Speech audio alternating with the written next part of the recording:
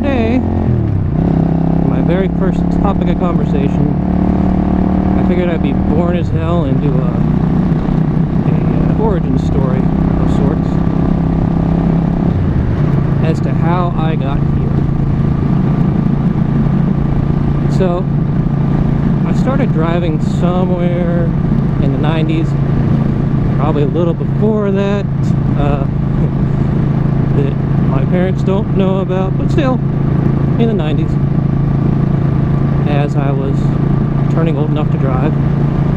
And my first vehicle ever was a Dodge Grand Caravan with the 3-liter engine in the thing. And although it wasn't really fun to drive, I could haul a crap ton of people everywhere. And thankfully that died and moved on to other pastures, and my first actual car that was mine, that I considered my thing, was a little 87 or 86 Honda Civic with manual windows and a stick shift, but it had air conditioning, had power brakes, but that was pretty much it. It was an oddball. It was like 16 valves, carbureted, had 90-some horsepower. It had more horsepower than this bike, but not by much.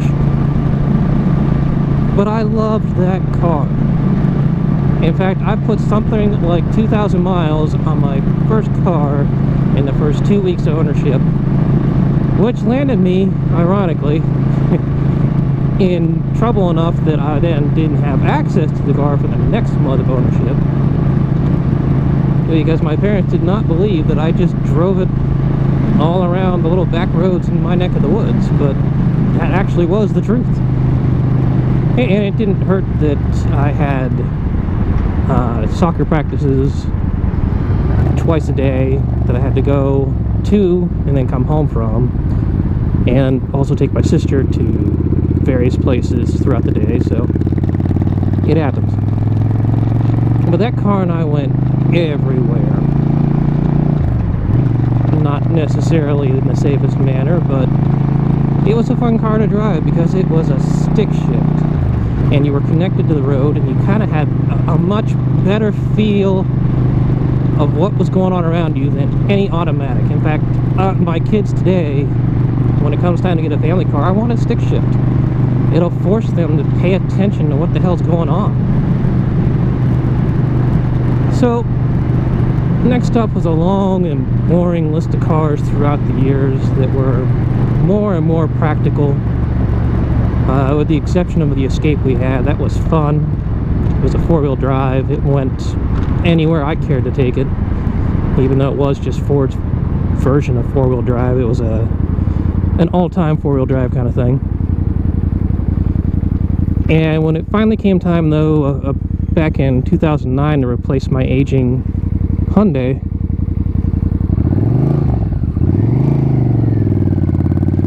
I ended up with a Prius, which I don't really care what anybody's going to say about it in terms of, oh my god, that car sucks, it's awful, whatever. Don't care.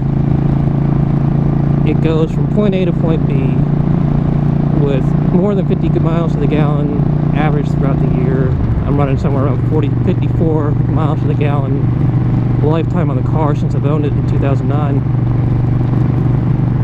It does it with every single airbag you could ever want on the thing, in case you ever are in an accident. It's got a 6-CD changer, it's got air conditioning, it's got cruise control, it's got, you know, everything, every luxury you would want in a car.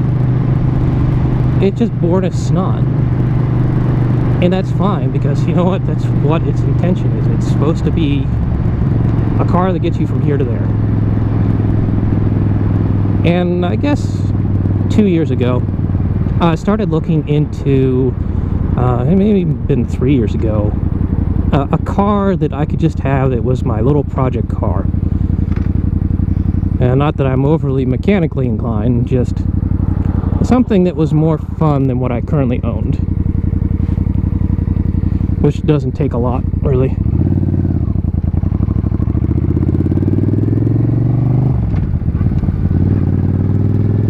And so I kind of had my sights set on a Miata. for no real particular reason other than it's very, very small, it's very lightweight.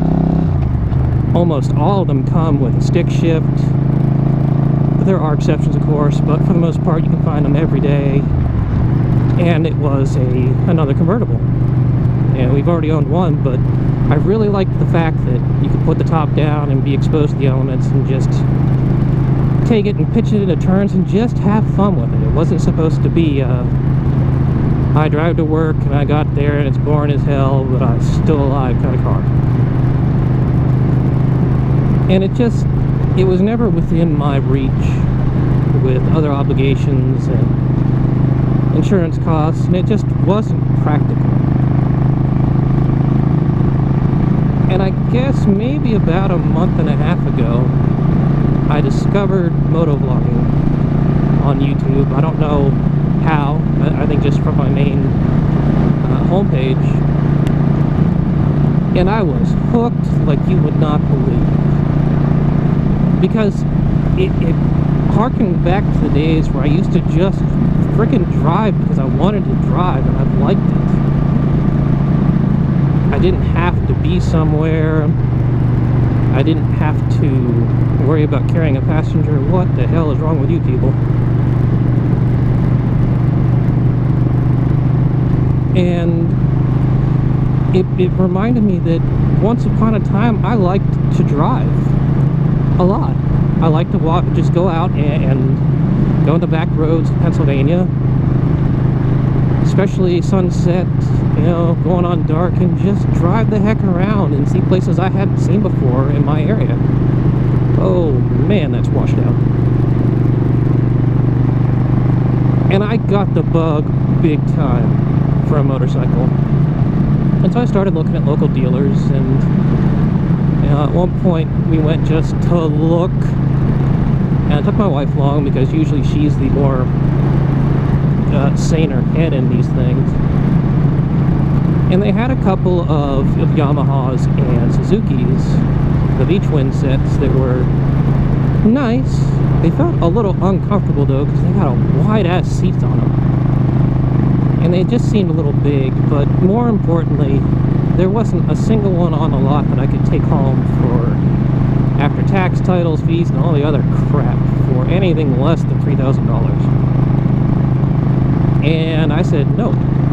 You know, it was nice. I came to look. I came to see what I'd prefer.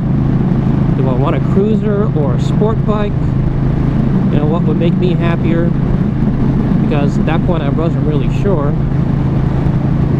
And so I started watching Craigslist. And I got sniped badly on a Suzuki Savage that was a hell of a deal. It was $900 for the Suzuki, and you got a four-wheeler, both of which weren't running correctly, but honestly I didn't care because I've got a friend who's a mechanic that I'd take him with me, and he wanted the four-wheeler and would have just worked with me and fixed up everything for me for the price of keeping the four-wheeler. So the Savage was just not on the table anymore. And that very night I was out looking again on Craigslist and saw a killer, absolute killer deal on a Suzuki Intruder. Now it was old, and I know that made my wife concerned, but it was stunning in the pictures. There looked to be nothing wrong with it. The chrome on it was really nice, and so I jumped, and it was $1,000, which was actually one of my, it has to meet this in order for me to buy it. So I took my mechanic friend out again the next day. We went up with a trailer, stone, and went up and looked at the bike, and even he was thoroughly impressed, because he couldn't believe that this age bike with this few miles, very little surface rust, and the battery was dead, which, you know, that's fine. The guy didn't keep it on a charger over the winter. So I Asked him if there's anything he could do for me, knocked it down to 900 bucks. I brought it home, put it on a trickle charge, bike fired up, and so $900, I walked away with a perfectly fine running motorcycle, and I'm in love. I love this. This is great.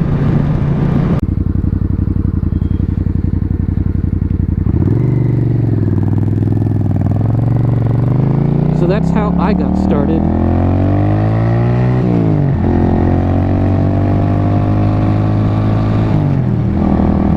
Doing this particular hobby. I'm going to call it, it's not really a sport.